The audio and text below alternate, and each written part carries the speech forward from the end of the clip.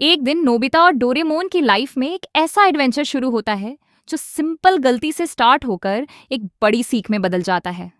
कहानी की शुरुआत होती है नोबिता की भाग दौड़ से। नोबिता किसी चीज से घबराकर भाग रहा होता है और उसके फ्रेंड्स उसे पकड़ने की कोशिश कर रहे होते हैं। भागते भागते नोबिता गलती से मिस्टर कामिनारी के घर के पास पहुंच जाता है और उनका सबसे प्यारा बोनसाई प्लांट तोड़ देता है। सब लोग शॉक हो जाते हैं। नोबिता डर के मारे सोचता है कि अगर वो भाग गया तो शायद किसी को पता नहीं चलेगा, लेकिन फिर उस समझ आता है कि गलती छुपाने से अच्छा है यूस एक्सेप्ट करना। नोबिता रोता हुआ डोरेमन के पास जाता है और उसे टाइम मशीन मांगता है ताकि वो पास में जाकर सब ठीक कर सके। डोरेमोन उसे समझाता है कि गलती सुधारना जरूरी है, भागना नहीं। फिर डोरेमोन अपना एक स्पेशल गैजेट निकालता है जिसका नाम होता है बोनसाई सेट। ये एक ऐसा डिवाइस होता है जो बड़े पेड़ को छोटा करके उसे नया जीवन दे सकता है, बिल्कुल वैक्यूम बैग जैसा कॉन्सेप्ट। नोबिता एक्साइटेड हो जाता है और दोनों जंगल जाकर एक सही पेड़ ढूंढते हैं। डोरेमोन एक ऐसा पेड़ चूज करता है जो अपनी लाइफ कंप्लीट कर चुका हो, फिर उसे बोनसाई बना देते हैं। नोबिता फिर मिस्टर कामिनारी के पास जाकर अपनी गलती एक्सेप्ट करता है और माफी मांगता है। मिस्टर कामिनारी उसकी हॉनेस्टी से खुश होते हैं और यूज माफ कर देते हैं। नोबिता उन्हें नया बोनसाई देता है जिसे देखकर वो और भी खुश हो जाते हैं। यहाँ नोबिता एक इम्पॉर्टेंट लेसन सीखता है, सच बोलने से ही प्रॉब्लम सॉल्व होती है। लेकिन कहानी यहीं खत्म नहीं होती। अगले दिन पता चलता है कि एक बड़ा ओक ट्री जिसके साथ सबकी बचपन की यादें जुड़ी होती हैं, बिजली गिरने की वजह से गिरने वाला है।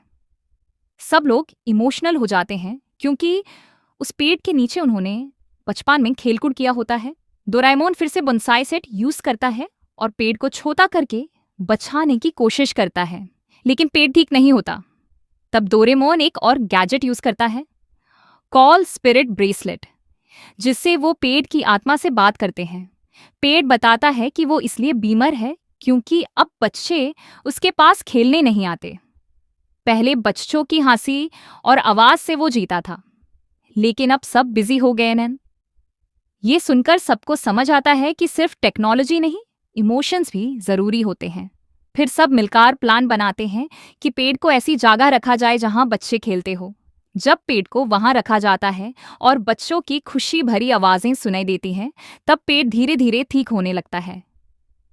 ये मोमेंट बहुत इमोशनल होता है और सबको नेचर और हैप्पीनेस की इम्पोर्टेंस समझ आती है।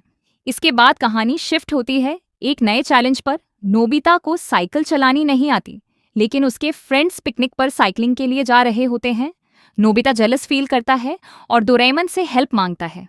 डोरेमोन पहले मना करता है और कहता है कि नोबिता को खुद सीखना चाहिए। बहुत रिक्वेस्ट और डोरा के प्रॉमिस के बाद डोरेमोन हेल्प करता है। वो दोनों एक डिजर्टेड आइलैंड पर जाकर प्रैक्टिस करते हैं ताकि नोबिता बिना एम्बैरेसमेंट के सीख सके। शुरू में नोबिता बहुत गिरता है, डर जाता है और गिव अप करने लगता है, लेकिन डोरेमोन उसे मोटिवेट करता है। धीरे धीरे नोबिता बैलेंस बनाना सीख लेता है। फिर डोरेमोन एक इनविजिबल रोलिंग हैट उसे करता है ताकि वह नोबिता की हेल्प सीक्रेटली कर सके। पिकनिक के दिन नोबिता सबको इम्प्रेस करता है क्योंकि वह बिना ट्रेनिंग व्हील्स के साइकिल चला रहा होता है। एक्चुअली डोरेमोन इनविजिबल होकर उसे पुश कर रहा होता है। नोबिता ओवर कॉन्फिडेंस में आकर स्पीड बढ़ा देता है और कंट्रोल लूज कर देता है, लेकिन समहाउ बच जाता है। जर्नी के दौरान एक टफ हिल आती है जिसे हार्ट ब्रेक हिल कहते हैं।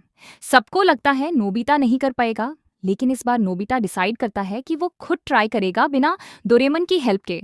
बहुत स्ट्रगल के बाद गिरते पड़ते हिम्मत जोड़कर नोबिता हिल क्रॉस कर लेता है। सब उसकी तारीफ करते हैं और उसे रियलाइजेशन होता है कि इस बार वो सच में खुद साइकिल चला रहा था, बिना किसी हेल्प के। डोरेमोन भी प्राउड फील करता है। नोबिता को समझ आता है कि असली कॉन्फिडेंस गैजेट से नहीं, खुद की मेहनत से आता है। कहानी एंड होती है एक फनी मोमेंट से जहां नोबिता कंट्रोल लूज कर देता है और बचाओ बचाओ चिल्लाता हुआ दूर निकाल जाता है। लेकिन अब वो पहले जैसा वीक नहीं रहा।